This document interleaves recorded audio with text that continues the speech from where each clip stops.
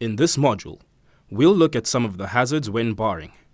Hazard identification is the process of finding potential dangers in your working area. You must be able to identify the hazards and treat these hazards when we find them.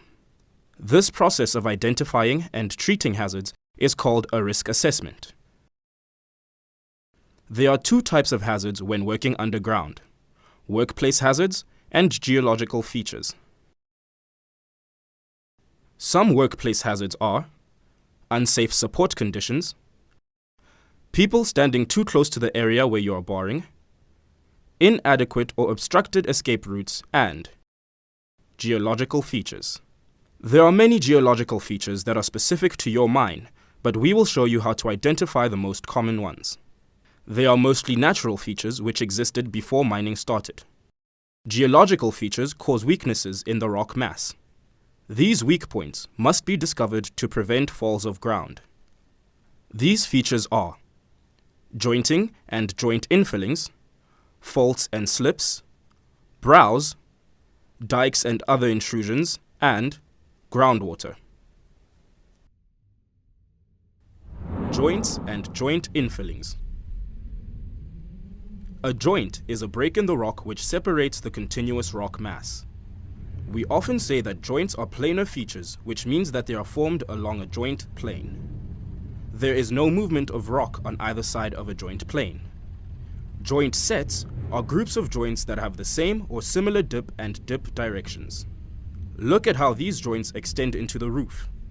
Blocky ground is sometimes formed when joints intersect. When barring, look for loose blocks formed by joints and sound them to see if they need to be barred down. Joints sometimes have infillings like clay. Blocks with infillings are more likely to fall. Always bar these areas until they are solid.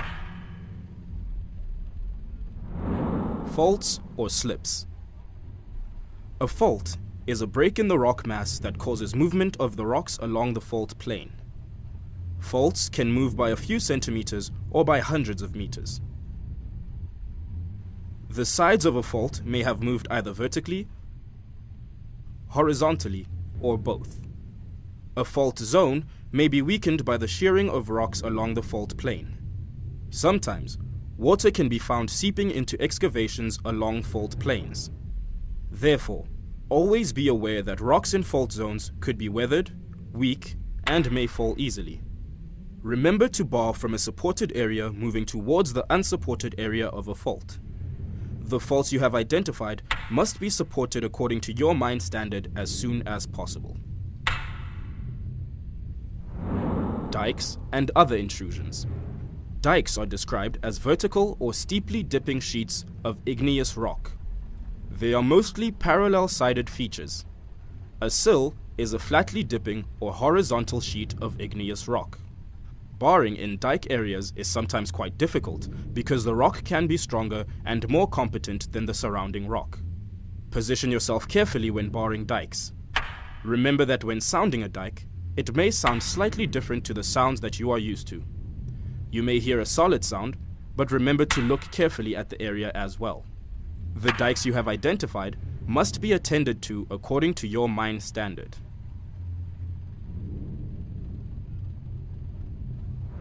Brows. Brows are planes in the roof that have been exposed by mining activity and typically form a step in the roof. They are typically found along a geological structure, either a bedding plane or joint. Sometimes the roof may be higher because there are brows. You must have a sounding stick and pinch bar that is long enough to sound and bar down the brow. When barring large brows, position yourself out of the way where the large blocks may fall. Also, make sure that the brow can be safely barred down. Otherwise, the brow may need to be supported. When deciding how to treat a brow, follow the top Trigger Action Response Plan process at your mine. Groundwater.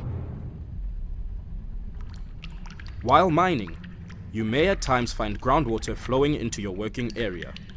This water may come from geological features such as fissures, faults, or surface. Water in the surrounding rock weakens the rock and makes it heavier, which could lead to falls of ground. Remember that when barring and sounding in areas with water, have a clear escape route and firm footing so that you don't slip while making safe. Water can corrode installed support and reduce cohesion between bedding planes within the rock mass. Be careful.